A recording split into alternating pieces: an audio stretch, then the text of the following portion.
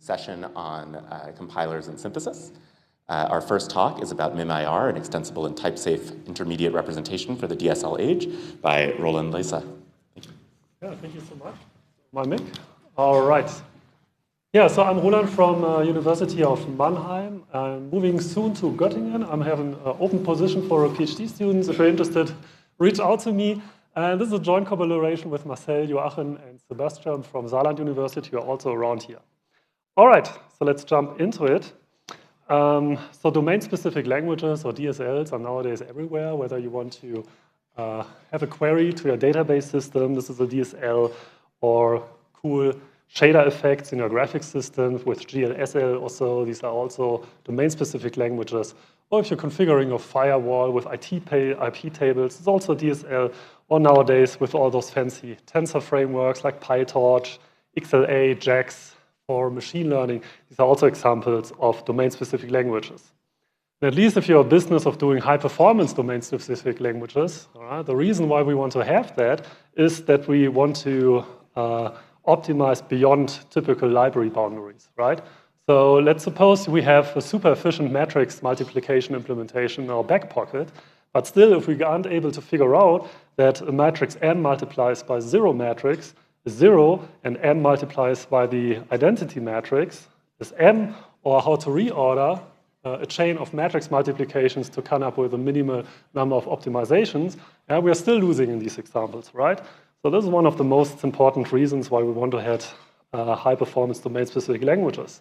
Now we have like this whole zoo of DSLs, and yeah, sooner or later we want those domain-specific languages to interact or maybe build upon each other. So for example, if you're writing a tensor DSL with matrix multiplications and all sorts of tensor operations, you probably want to do machine learning, and then you need some sort of compiler passes that computes the derivative of your program, and this kind of needs to interact with the tensor computations. When you've done all that, you probably don't want to go straight to low-level code. You're probably lowering it first to, let's say, affine loop nest or so, and then you're going down to something even more low-level, and depending on whether you're compiling for CPU or GPU, you probably need a whole different set of primitive operations here. You can see how, one example, how those DSLs on different abstractions level kind of interact or build upon each other. Now, the biggest kit in town to do this right now is the multi-level intermediate representation, MimIR. And what you do here, you can define what they call dialects, right? And those dialects are kind of domain-specific program representations, for example, for computing tensors. Now what you're doing with MimIR, you define what they call ops. And those ops can be, for example, matrix multiplication or other operations. And MimIR has a very syntactic approach to pulling this off. This means that you also have to extend the parser of MimIR in C++. Also, those ops are not first-class citizens. This also means you have to extend the type system of MimIR in C++. Now doing this for a whole bunch of plugins, and then you have, or dialects, how they're calling this, and then you have like this whole zoo of different dialects, and if each one of those things has its own type system, this raises serious concerns about the safety and soundness what you are doing there, right? So MimIR had a vast impact in the compiler community, but it also has some limitations. So, for example, it only has limited support for higher order functions and doesn't support polymorphism or dependent types. Now, what we came up with MimIR is designed in a different way. So we're trying to achieve a similar goal. All right. So MimIR is a compiler intermediate representation. It's just a program graph in the style of a sea of nodes. I will come back to that in a minute, what that means. And at its core, MimIR is a typed lambda calculus based on calculus construction pure type system. And MimIR also has a textual interface called Mim that I'm going to show you some examples of. Now, what you're doing when you want to have your own domain-specific program representations, you're defining what we call plugins. And what you're doing there, you're simply declaring functions, for example, matrix multiplication or things like that. And those things are first-class citizens, so they simply have a function type, but they don't have yet an implementation. For this reason, we don't need to extend the parser of MimIR, Mim in any way. And also they have a type which is rooted in this MimIR's type system. So you also don't have to extend the type system of those plugins in any way. Okay, so let's jump to an example.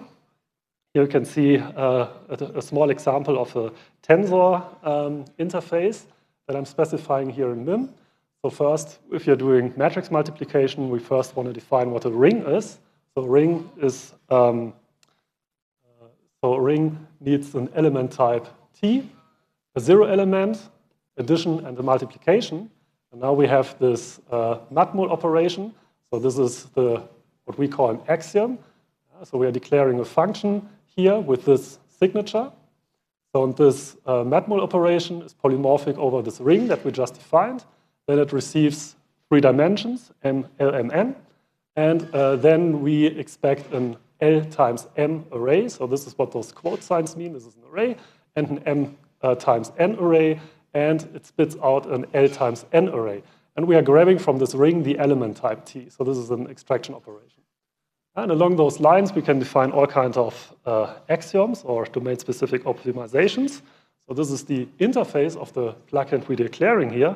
And then we need an implementation to do other more sophisticated things. For example, normalizations like matrix times 0 is 0, these kind of things. And maybe more sophisticated optimization passes, like, for example, reassociating matrix chain multiplication or lowering passes that looks for this matmul calls and lowers that then to something, to an actual implementation like a low-level loop nest or maybe calling a bless routine.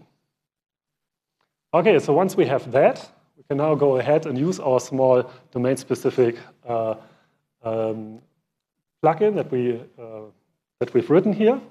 So we are loading our plugin here, and all the compiler transformations, whatnot, will be loaded into the MimIR compiler. And now we want to multiply 3 matrices. So we are invoking tensor matmul with some ring, and we are applying mul to A, B, and C.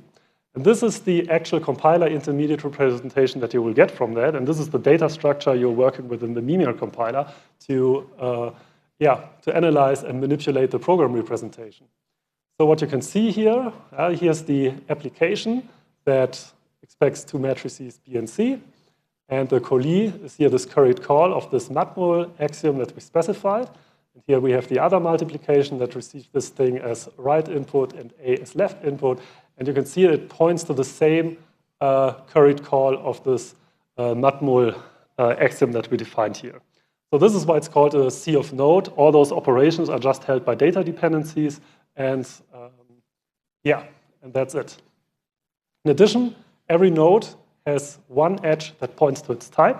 So I already mentioned the type system of MimIR is based on pure type system, pure calculus of construction. This means that there is no syntactic category for types. Everything is an expression, even types. Let's have a look at the actual intermediate representation. We have functions, right? Functions can be recursive. So we're supporting full recursion here. We have dependent function types, and we have application. Let's see how the graph snippet, so to say, will look like. So this should be fairly familiar with you. We also have tuples and arrays. We've already seen the tuple type in the example with the ring, and we extended dependent pair types to n-ary dependent tuple types. So you can have any number of elements here, and all those elements may depend on the values of the preceding elements. You also see this here in this graph, right? We've also already seen the arrays. Arrays may also be dependent, so the element type may depend on the index this thing is sitting on. We have tuples, and we have extraction. In order to make extraction type safe, we're not going ahead and simply extracting from a tuple or an array with any kind of index, but instead what you need, in order to extract from a 3 tuple, you need an index of type index 3. Okay? And so these 3 guys here are inhabitants, the only 3 inhabitants of the type index 3. But also if you have an array with some unknown bound n, and you want to extract something from this array, this index I here must also be of type index n, otherwise this is a type error. Okay, So whenever you construct an expression in MimIR, those constructors are are smart in the sense that they immediately try to simplify the representation. We're doing this for two things. First, they're kind of like low-hanging fruits for optimization. And second, we also need this for type checking. Coming back to that in a minute. Okay, so for example, whenever you have a tuple and you're extracting with some constant, you will immediately receive the result here. And MimIR will never, ever even construct this thing here. Another thing what we are doing, you're wondering, okay, we have tuples and we have arrays, but there's only one extraction operation. And the reason for this is because MimIR kind of blurs the line between tuples and arrays. So for example, if we have a homogeneous tuple, MimIR will normalize that to an array type. If we have a parametric array, MimIR will expand that to this tuple type here. And also, we are consistently removing one tuplet from the intermediate representation. These are just a few of the things we are doing here. Now, plugins can introduce their own normalization rules. Typical things that you want to do is implement things like constant folding, that 3 plus 4 is 7, or maybe various arithmetic simplifications that x plus 0 is x, or matrix times identity is matrix, these kind of things. As I already mentioned, these normalizations are low-hanging fruits for optimization. That's also important for type checking. We've already seen that we are normalizing array types and tuple types and vice versa. But also, since MimIR is a dependent type system, it may very well be the case that you have a type constructor T, and in this type constructor you have some arbitrary expression. And then you're in the situation sometimes that you have this expression here and this other variable that goes into that has this type, and they look slightly differently, and usually a dependent type checker are very picky about that, and then this program wouldn't type. But due to the normalizations happening, in this case, both expressions normalize to n plus x, and then this type checks again. I already mentioned that MimIR features full recursion, and if you have dependent type checking with full recursion, you're running into problems that this is undecidable. And the answer MimIR gives to that is that we allow partial evaluation. So let me give you an example. Here we have a function f that expects something that expects an n and an array with n times n elements. Here we have y, which is an array with n by the power of 3 elements. And as written, this wouldn't type because n by the power of 3 is different than n times n times n. Now what we're doing here, we are annotating this function call with a so-called filter that instructs MimIR to better reduce this function call if the exponent of this power function is known at compile time. And this has the effect that this thing here will expand to n times n, and then this type checks again. Okay, so we've proven the progress and preservation in ROC for the core calculus. If you're introducing your own custom axiom and normalizers, so normalizers could violate preservation. For example, if you have this nonsensical normalization rule, 3 plus 5 to unit, this would then result in a type error after the normalization has been triggered. Custom axioms may also violate progress. So for example, here I'm bit casting 5 to index 3, which is obviously nonsense, or if I'm loading from a dangling pointer. So this may be intentional. If you're compiling an unsafe language, you obviously need unsafe operations. If you want to have a type-safe plugin, you have to make sure that you don't violate preservation and that the functions, the axioms you're using there are total and don't violate progress. If you're going down more low level, you want to talk about unstructured control flow, MimIR can also do that. We have continuations. Continuation are simply functions that don't return. So as syntactic sugar, a function type whose codomain is bottom is a continuation, right? Or we write continuation of this thing if the return type is simply bottom. And this allows us to model arbitrary control flow. In this example, I'm kind of crafting an if diamond, how you would do that in a more classic compiler representation like LVM or MimIR. And this pretty much resembles CFG in SSA form. So you can do that as well. One interesting thing is that many optimizations you want to do, especially in this high-performance setting, can actually be expressed as specializations. So for example, let's say you're dealing with some low-level code and you want to construct an unrolled loop. So what you do in LVM or MimIR, you would write a C++ program that constructs this unrolled loop. But what you can do in MimIR, you can actually write down a polymorphic current continuation, where that is polymorphic over the accumulator type A, and it expects a number of iterations n. Here we're using this filter again, so if the number of iterations n is statically known, please unroll this whole loop. And now if we invoke this function, MimIR will automatically unroll the whole loop for us.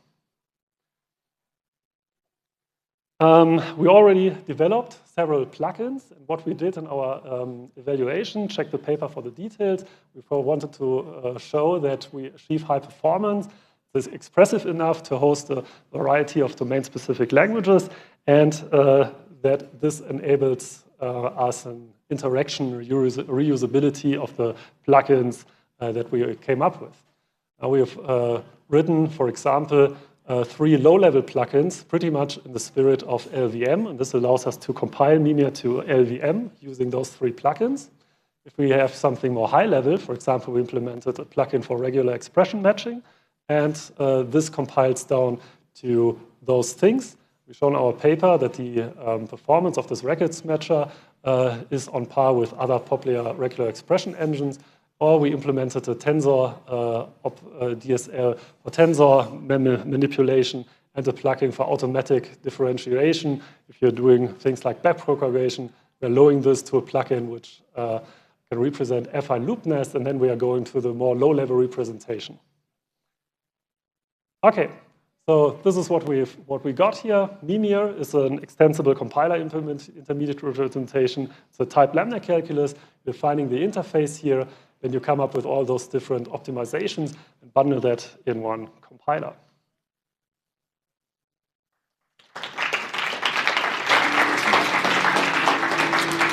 Great, thank you. We have a couple minutes for questions.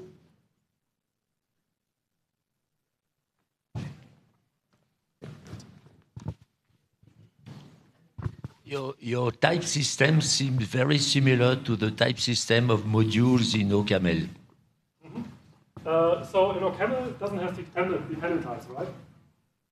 It depends, yeah. But the only difference I saw was for arrays, but otherwise it looks very similar. Yeah, it is very similar. So as I already mentioned, it's based on the calculus construction, pure type system. So all programming languages that come out from this area, obviously they are similar. And they have functors and so on. Yeah. Okay.